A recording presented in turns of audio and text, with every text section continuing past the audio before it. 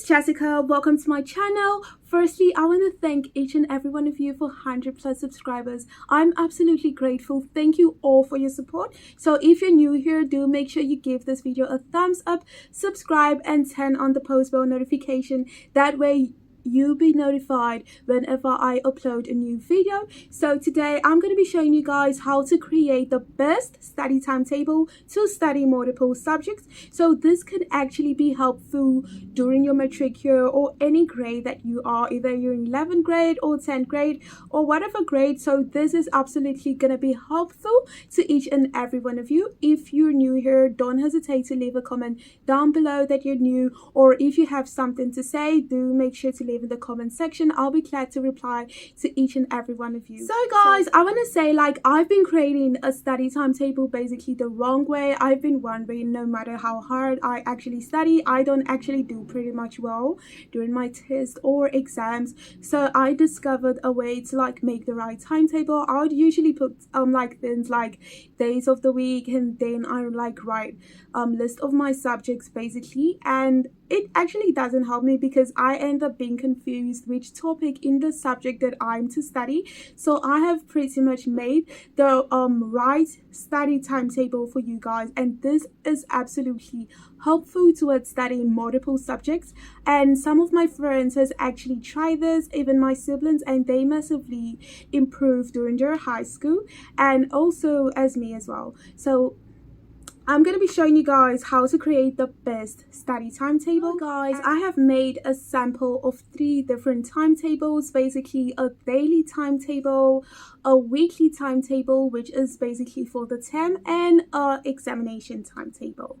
So basically a sample of a daily timetable is basically timetables you study throughout the week. And sample of the weekly timetable is like a timetable you use to study throughout the term, where you have to study each week, and it's according to ATP, where you have to follow like your teacher's guide towards what to study to prepare for like your term 1, term 2, or whatever exams you're to prepare for.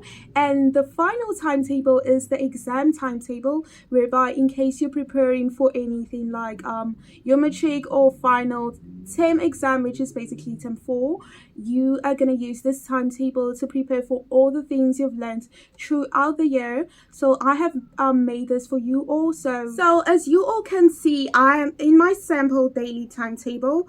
I have 4 subjects, basically maths, English, physics, and geography. So this is basically a sample of how I made a timetable. You can make a list of all your subjects basically. This is very important. So in that timetable for maths, I have things like Euclidean geometry, algebra, trigonometry, and so on. And for English, I have my grammar, essays, poems for like doing times I'm doing English. And I have physics, where I have circuits, work, energy, power, newtons, and so on.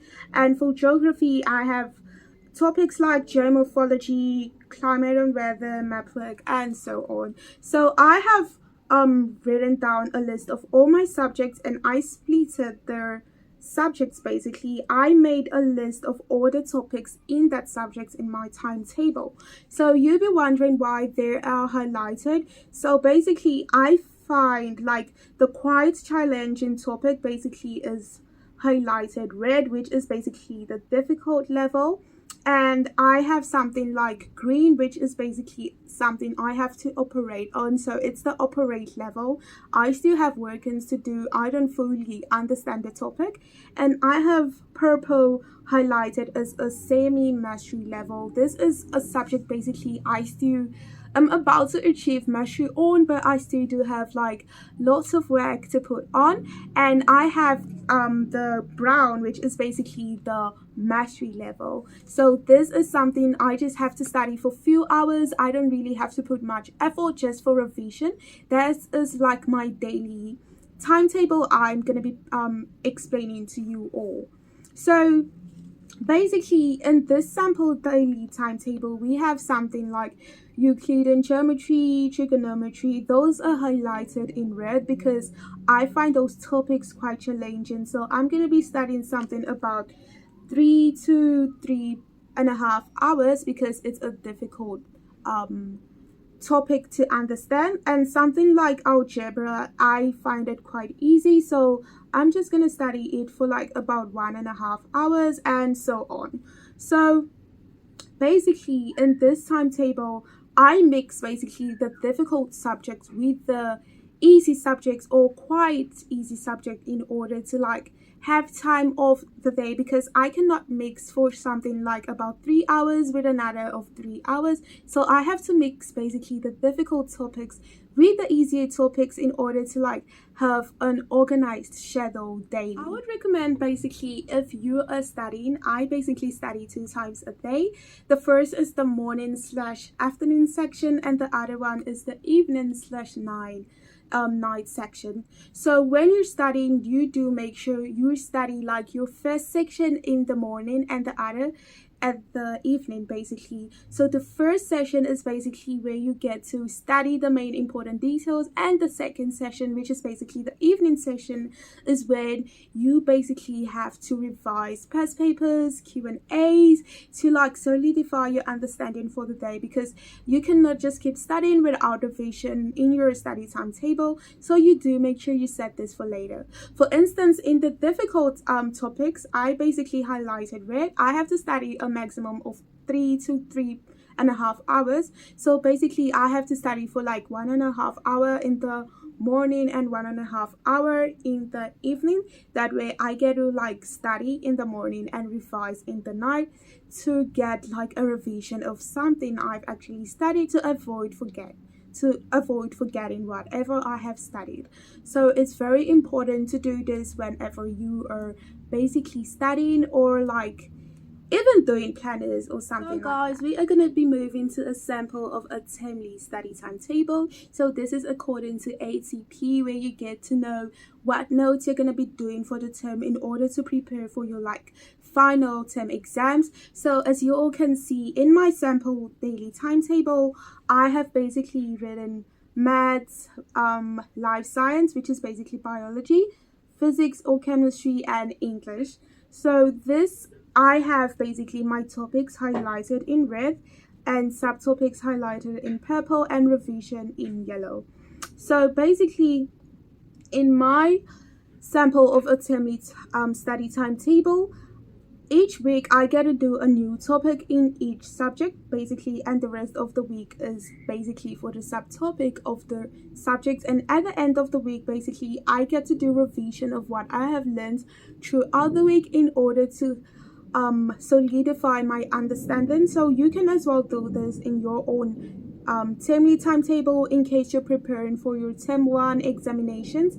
And then the second week I get to start the second topic with my teacher and do subtopics, and by the end of the week I get to do my revision for each of the subjects. So it's very important to study every day, or you can also take a day off. Taking a day off is absolutely important. I'm the type of person who enjoys studying every day, so I take few hours off in each of the subjects I am studying. So as you can see, some of the gaps in my timetable shows like the time I get to like rest and do not do those subjects. Basically you can take like a day off like Sunday if you wish to do so. So however you feel to customize your timetable for study. So guys, we'll be moving to the most important timetable. This is basically your final examination timetable. This is basically what you do at the end of the year, or like your final term where you're preparing for a final examination. So I'm going to be using my own timetable when I was in matric to show a sample to you all.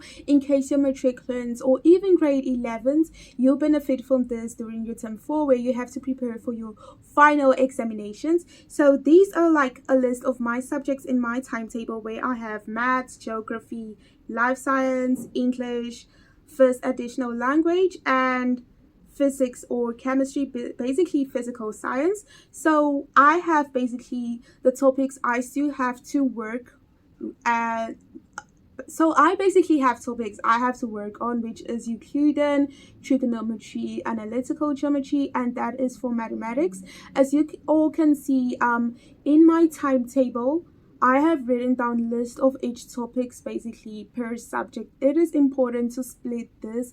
Do not just write list of subjects on each day, you get confused basically which topic in that subject to study, like I explained. So I have my key over here. In my key, I have colors like red, blue, and purple.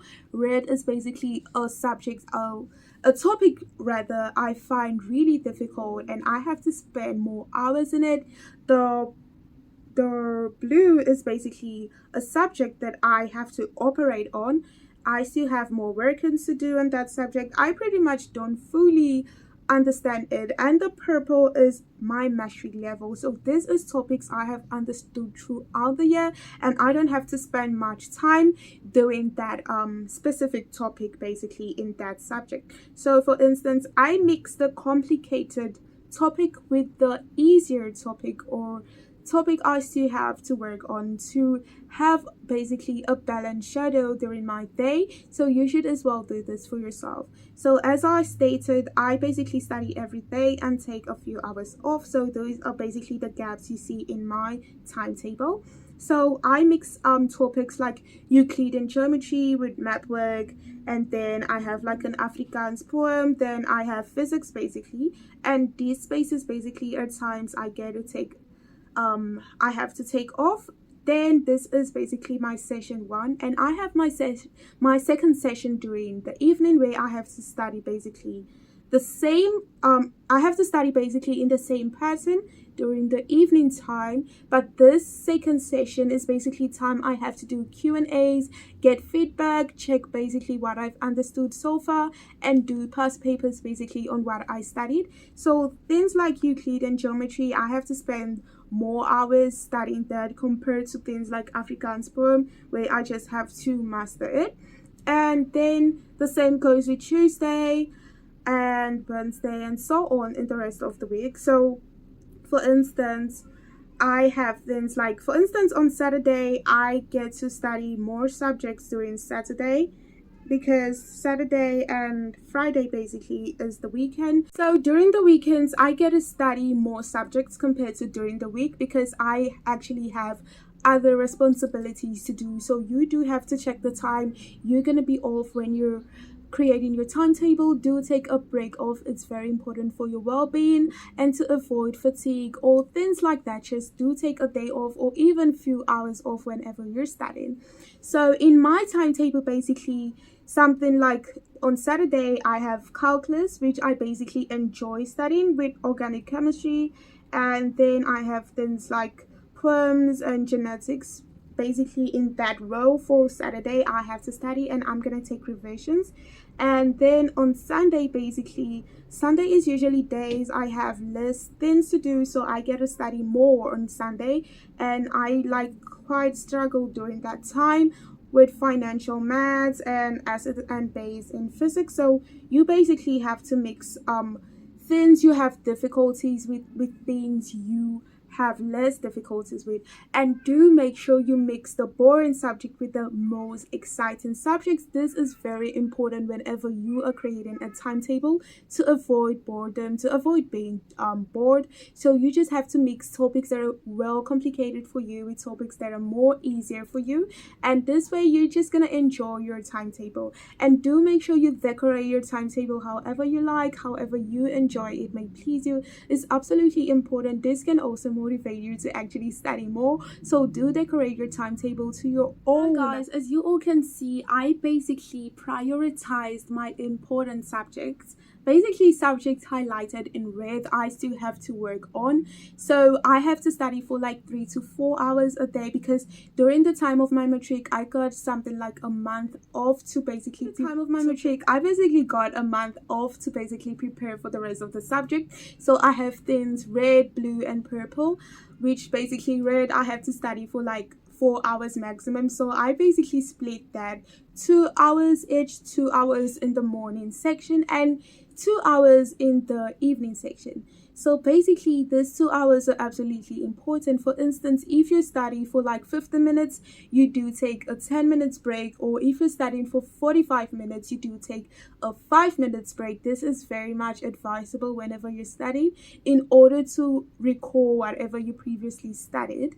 So it's absolutely important to break down the time you basically study, and do make sure you prioritize your tasks compared to time. So basically, if you have like to study maths at first and then you have to study other subject, do make sure you study those. Even if you do not study maths like at a specific time, just move on. You just have to be organized, follow your timetable. That way you get to understand and continue the same routine throughout the week. It's absolutely gonna help you. So guys, if you've watched to this minute, thank you all so much. So basically, I've guided you through the main important study timetables towards studying multiple subjects basically.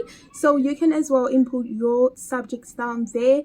No matter how many subjects you have, just do make sure you prioritize the important ones, basically the topics of each subject to study. So if you're new here or a returning subscriber, do not hesitate to leave your comments down below in the comment section. I'll be glad to reply to each and every one of you. If you have any questions or something to say, I'll absolutely reply to each and every one of you. And do not forget to share this video to your friends or someone who might benefit from this.